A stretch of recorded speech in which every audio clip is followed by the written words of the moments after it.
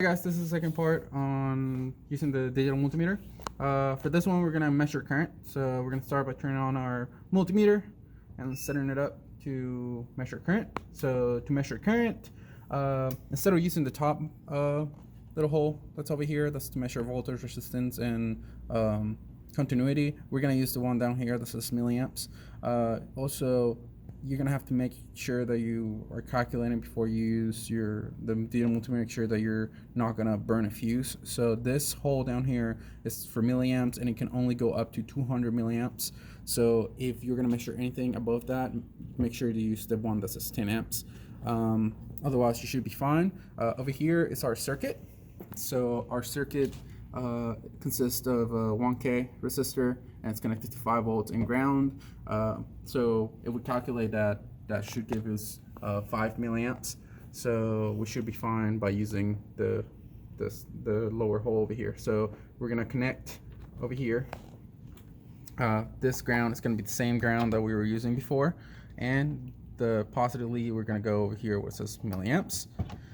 And now it's time to measure. So to measure current, we have to break the circuit. So to break the circuit, you can break it in different ways. So I have the two leads that we're gonna connect. So it's like the multimeter is gonna have to go in the middle of the connection. So what we're gonna do, the way that I'm gonna break it, I normally like to break the circuits towards the bottom part, or the most negative part. So what we're gonna do is we're gonna separate this one over here. We're gonna break it.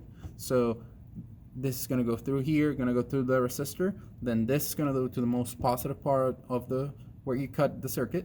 So that's going to be over here. And then the black part is going to go to the other side. That's going to go to ground. So that's just going to go there.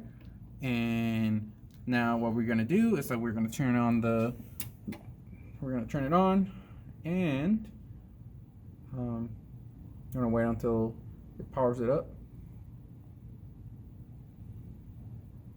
Okay, so if we look at the multimeter right now, you see I am not measuring current. So to measure current, we're gonna go over here to DC.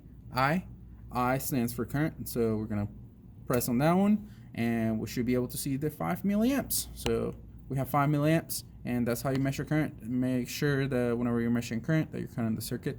Otherwise, you're going to burn the multimeter or burn a fuse. So make sure you're cutting your circuits. If you don't know where to cut the circuit, just go ahead and ask one of the lab assistants, and they'll help you out. Okay.